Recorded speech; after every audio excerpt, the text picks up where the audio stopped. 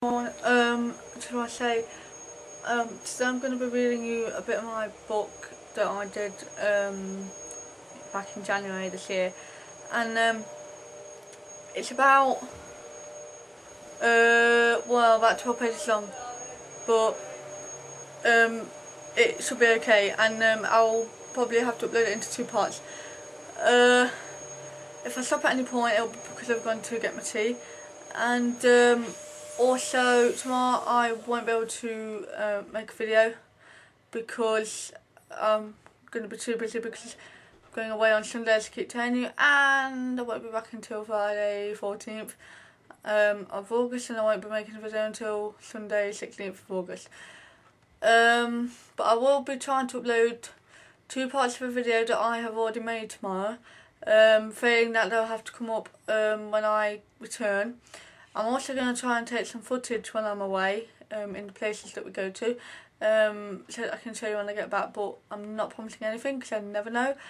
And I think there was one other thing. Oh yes, today's video with me and Greg is the last part, so I hope you'll enjoy it, and please rate it and everything if you like it, and subscribe if you wish. So I hope you enjoy this part of my book. I just want to say first about the book that you're going to be seeing me on a side for you, obviously, with me reading. So I do apologise about that. But I hope that you all thoroughly enjoy what I'm about to read. And please give me feedback on it, because I would love some feedback. So here we go, guys. I'll see you all on August 16th after this video. All have a good 12 days while I'm away. Bye.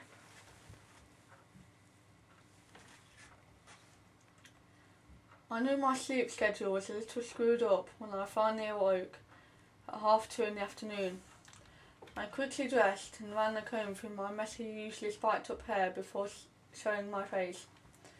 So you finally decided to join us, Grandad said, turning from the worktop where he'd just finished making himself a cup of tea and smiling. Richard and Mum were sitting at the table, Richard drinking a can of Coke and appearing to be sifting through a magazine, Ryan shoveling down my helping of dinner. I seated myself opposite just as Ryan's phone sounded. "Why aren't you at work?" I wondered, rubbing my eyes to try and clear the remains of sleep from them. "Not busy," he shrugged. "We'll hopefully pick up tomorrow." "Are you going to answer that?" Grandad interrupted, staring at Ryan's phone as if it was about to explode. "It's a text." He viewed it quickly before throwing his chair back, swinging his legs around, allowing them to leave the floor for a fraction of a second. "Where are you off?" I asked, in surprise. Ryan never usually left the table without finishing any leftovers, but there was still half a portion of my dinner left. "Heathers," he told me, holding up his phone for a moment to show it was her who had texted. "Is she going into labour or something?" "I hope not," he said, grimacing. "I don't want to see that." I and Richard stared at each other, eyebrows raised. "Should we be giving birth to your kid?"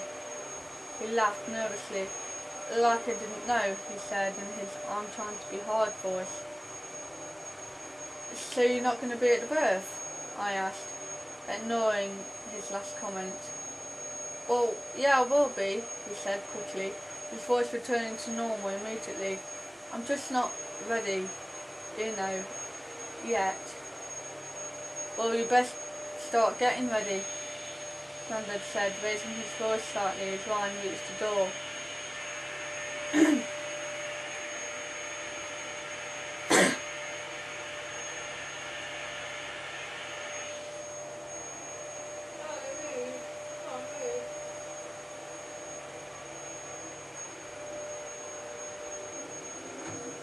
"Right," Ryan began again.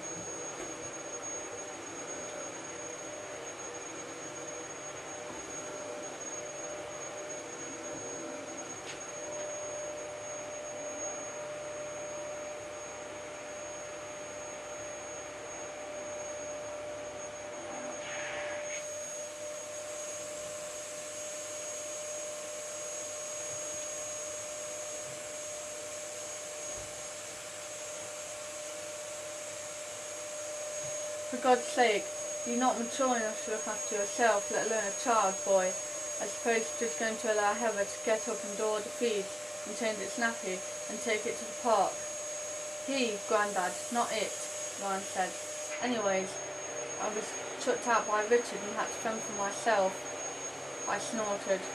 For one measly night, and I bet you went straight round to Derek saying, "Oh, Richard's took me out, what do I do?" Shook your face. Richard held up his hand as I opened my mouth to shout back, now in full flow. For once both of us stopped, allowing Richard to jump in with his own question. Why is it a he? Has it been confirmed that it's a boy? No, Ryan said, shaking his head, but he is a boy. Oh, and how do you know? I asked. I just do, okay? You've guessed.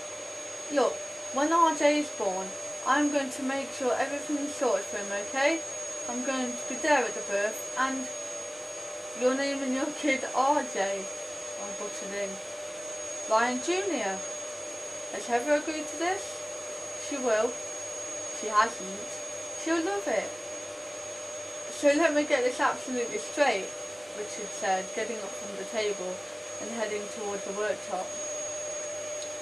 You've already decided that you're having a son, even though nothing has actually been confirmed.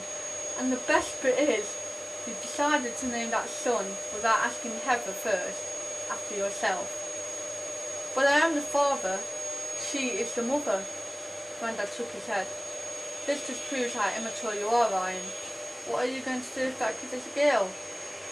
He stared at us, silent. No one in the room appeared to be breathing, and I kept my eyes fixed on Ryan.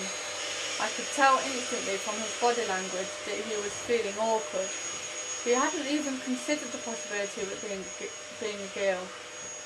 I knew what I wanted to say, but decided against it. I didn't want to fire the situation up again.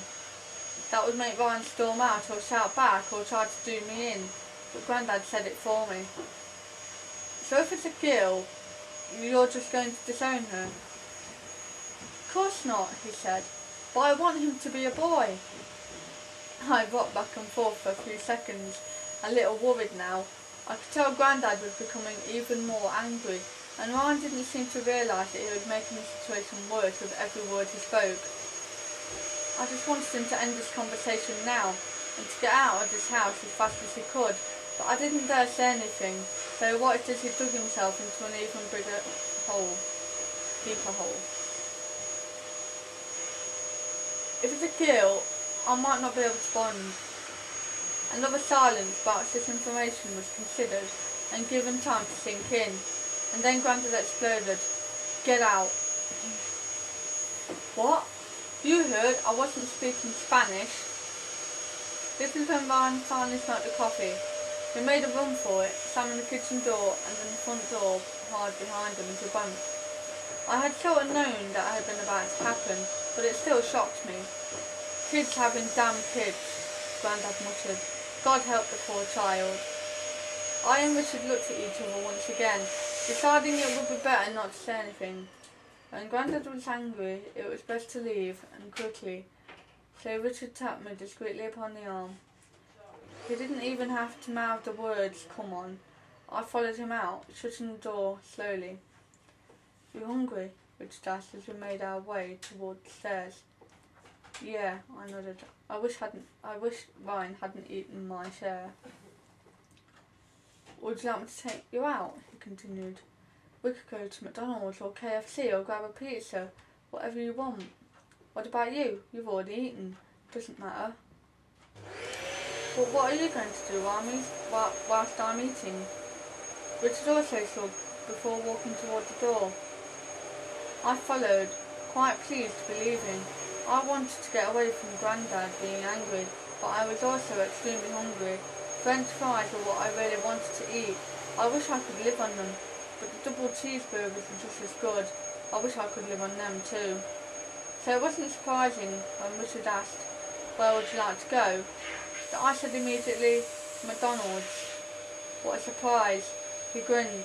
I smiled before beginning to walk ahead.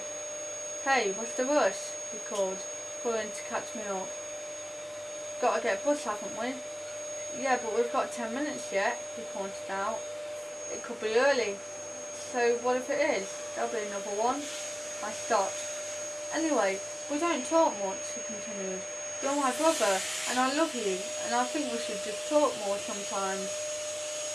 I looked at him intently for a few seconds, before finally beginning to laugh. Have you gone mad?